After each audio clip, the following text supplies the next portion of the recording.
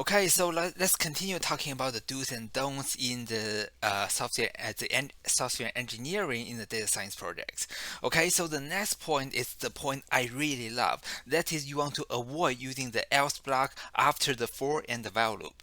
And you may say, what? We can do that? And yes, we can. This is a kind of a feature that when I first learned Python, I found I really banged my head because I didn't understand why the designer of the Python really put this feature in.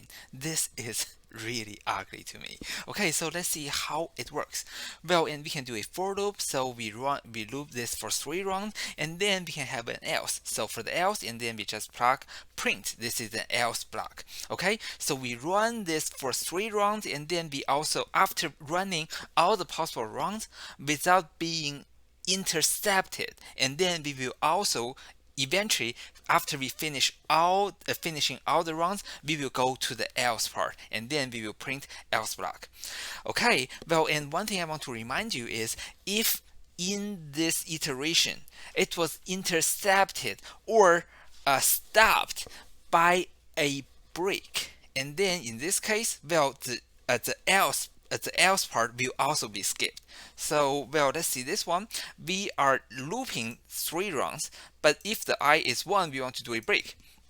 So in reality, we are going to run the first round, the second round, and after the second round here, and we are going to do a break saying the current round, we are going to stop. And then for all the possible rest of the rounds, we are going to stop all of them. So it is you can consider this as an interception. So when this is intercepted, and then the else part of this iteration will also be skipped. Okay, so in this case, you ain't gonna see the you ain't gonna see the else block. Okay, well, and here comes some of the weird things. Well, how do we create an iteration that runs for 0 times? Well, for for x in an empty list, we are visiting all the members in this list. However, this list is empty. So what are we visiting? We are visiting nothing. So in this iteration, there's no possible runs. So we have nothing to run. However, if I ask you, is this iteration intercepted? The answer is no, right? If this is not intercepted, and yes, we can run the else. And how about the while loop? Well, and while the condition is a false, so this iteration will run for 0 times, and again, this iteration is not intercepted, so, well, we can also run the else block. That's confusing, right? Well, here's something even worse. Well, how about we try to do this part? When we have a if statement inside a for loop, and then after the for loop we have an else. Is this syntax just look confusing? Well, if I just look at this code for 5 seconds, and the first question I want to ask is this else really belongs here, or it should be like this? Should that be part of the if? Because if we do if and else, well, that's a syntax we see every day, right? But, well, this code is indeed should work this way, because this else is indeed for the for loop, because we are testing whether those two numbers they are co-prime or not. So we are testing, well, all the possible numbers from 2 to the smaller one between the a and b, and then if we want to find a number which is a common divisor for both a and b, if we cannot find that, and then we will say they are co-prime.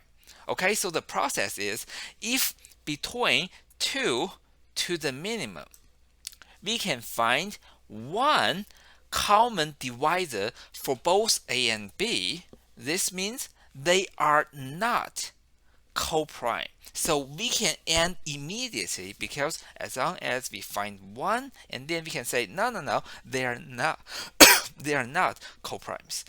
Otherwise, after we have visited all the possible values, we have tested all the possible values, and yet we didn't trigger this break. This means they are indeed co-primes. So we do want to make use of the else to get this done, because when we are able to hit that else, this means they are indeed coprimes because all the possible values have already been checked, right? Okay, so it seems that in this case, well, the else part is kind of handy. So why do we say using else is a bad practice? Because number one, this syntax is confusing.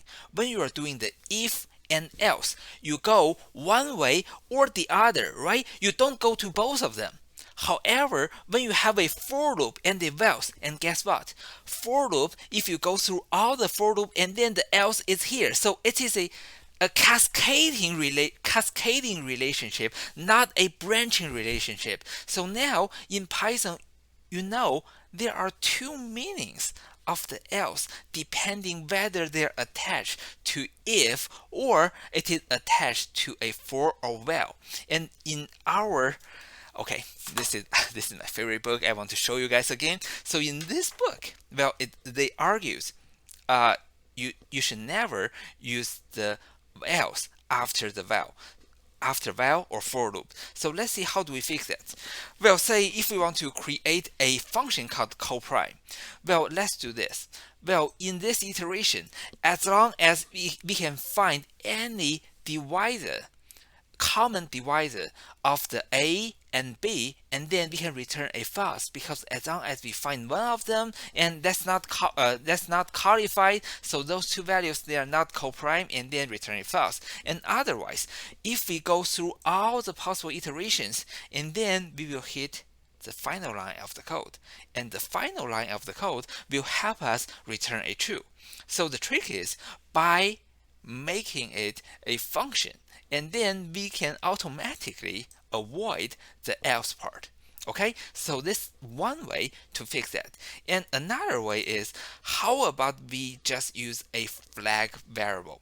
So for this flag variable, that is a one actual variable we create. So we assume that its coprime is a true, and then we do this iteration, and in this iteration, if we find any case that we have to decide coprime is a false, we will set that to a false, and then we do a break. And otherwise, if we hit here, well, depending on if we break and come to the final line, or if we go through all the possible common divisors and come here, and then we are gonna return the is coprime eventually. So well, you want to use a flag variable, and then well, this will make your code a little bit more readable, but you are creating one more variable name.